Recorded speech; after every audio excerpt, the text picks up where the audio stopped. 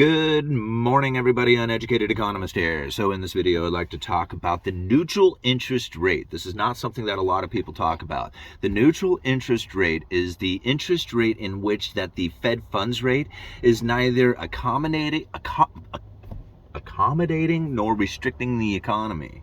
And now, when it comes to the neutral interest rate, this is not an exact science. You can't go to a chart and say, okay, let's look at the neutral interest rate and see where it's at, because nobody really understands or knows exactly where that neutral interest rate is. In fact, it's only a guess or a best guess of what the neutral interest rate is, since the neutral interest rate is almost an idea of what it's going to be into the future from the possible outcomes from the events that are taken today that may be shifting by the time we get there. And so by the time we get there, the neutral interest rate may be something than what they are perceiving it to be today. Yeah, okay, I think I got that right. This is literally like driving a car, and everybody drives a car differently, right? Some people drive a car fast, some people drive it slow, some people whatever. But it's like driving a car, and when you have the interest rates above the neutral interest rate, it's like hitting the brake. It's like putting your foot on the brake. And when you have the interest rates below the neutral interest rates, it's like hitting the gas on the economy.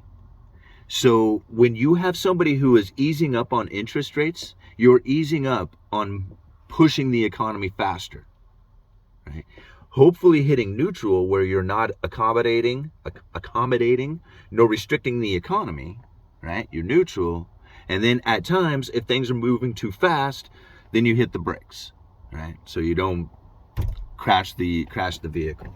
So this is kind of the idea of what the neutral interest rate is how much brake you apply, or how much gas you apply, or if you're applying anything at all, meaning that you have found neutral and you're just cruising. So this is a very interesting topic to try and understand, because there's really no way of truly understanding where the neutral interest rate is. It's all dependent upon who it is that you are listening to, from the indications that they are getting today about where they feel that the interest rate is going to be going into the future. And so what you end up having is the expectation of what it is going into the future, and how to raise and lower that future expectation. It's because that future expectation will adjust the interest rates. We have to think about it, like how much demand will the investors or the market demand from the U.S. Treasury yields, right? If they have a feeling that there is going to be high inflation coming into the future, then they will demand a higher interest rate coming from those U.S. Treasuries to compensate for the loss of purchasing power that they believe is going to come. I mean, that kind of makes sense when you think about it in that sense, right? So when it comes to like the interest rate of the neutral position elevating up due to the fact that people's expectations have now moved up, you see? So when it comes to the neutral rate, now when the Fed funds rate has been elevated and comes down, it will come down to a higher position that will be neutral to the economy. They have elevated all interest rates. Now, when I say they have done it, it's because the Federal Reserve, has been talking about doing this exact thing since 2018 and even earlier. Now, it became a real issue in 2018. We talk about it in John Williams' speech, Monetary Policy for a Low Neutral Interest Rate World, where he talked about how the neutral interest rate could be anywhere from 0 to 1.5%, which means that the Fed funds rate under 2% is now either at a neutral position or is going to be accommodating. But now when you hit the lower bound of 0, you can't accommodate the economy anymore, because you can't drop interest rates enough to stimulate. Now, let me kind of state that again, because typically since, the last 4 decades, the Federal Reserve has tried to drop interest rates 5% in order to deal with a recession. They'll drop interest rates 5%. That'll get people out there borrowing money to go out there and buy houses, go on vacation, start businesses, do whatever they feel they need to do with this money. And by having a lower interest rate, comparatively to the recent times, like, you're at 5%, you drop it to 0, that stimulates the economy. People run out there and start borrowing money and spending that money, right? But if you're at 2% and you drop down to 0, that's not enough to stimulate the economy. And that's really where the problem was. It's because that neutral interest rate was so low that anytime they tried to get the ammo back, because again, the Federal Reserve would want to drop that Fed funds rate 5%, but if you're at 2%, you can't do it, then they want to get that ammo back.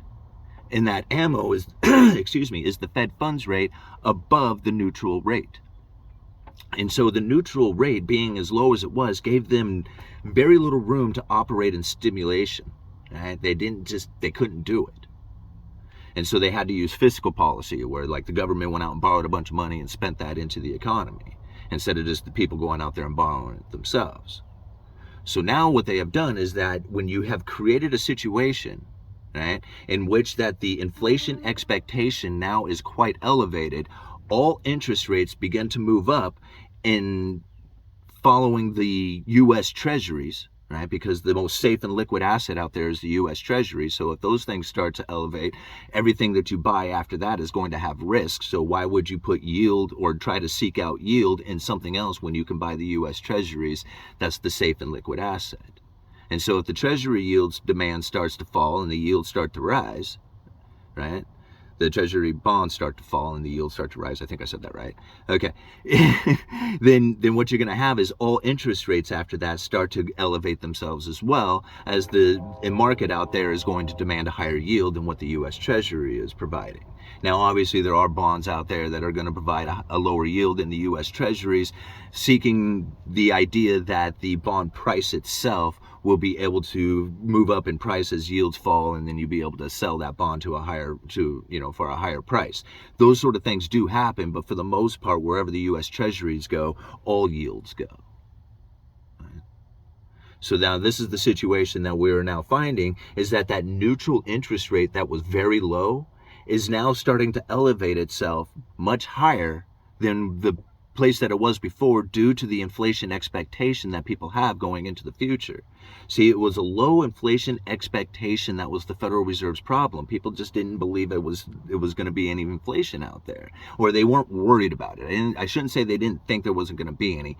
They weren't worried about it, and that was presenting itself in the U.S. Treasuries with low yield. Now, the problem with that is that if you have a return on capital investment that is below the inflation rate, then you actually have a deflationary scenario due to the low interest rates. Now, imagine that if you have, back in the early 80s, this is a great way to describe this, is that back in the early 80s, if you had inherited $1 million and you had lent that $1 million to the U.S. government, you'd be able to get a return like $150,000 a year. That's a pretty decent return on your $1 million loan to the government, investment to them, and you'd be able to spend that into the economy, buy houses, cars, go on vacation, do the thing. Well, nowadays, even at the interest rates elevated as they are, $1 million investment into U.S. Treasuries might yield you like $50,000, $50,000. Which, is a lot of money, don't get me wrong, but comparatively to the early 80s at $150,000, you can see where low interest rates really does not have the return on capital investment that it once did. And then if you have it even lower than that, which we had just recently, where you have a return of, say, like, a 1 or 2% yield on your treasuries, then you're talking like $10,000 or $15,000, $20,000, which is not a lot of money to spend into the economy at all. So the return on capital investment drops below the inflation expectation. That is a negative return of purchasing power. That is a deflationary scenario. That was another problem that the Federal Reserve was having, is they needed those interest rates elevated to get the return on capital investment to keep the economy going again. It was very sluggish. All you could do was stimulate the economy. Now we have elevated interest rates. At some point in the future, the return on capital investment will start to put money back into the economy. I mean, you got to go through a lot of pain. There might be even more. In fact, there's probably going to be more pain coming from this, right, in the form of recessions and defaults and stuff like that. But this is ultimately what is needed in order to clear out the bad undergrowth all the bad debt, all those zombie corporations, all those zombie people, once all that stuff is cleared out, then it gives room for the new credit to come in and start stimulating the economy in a more efficient, productive manner.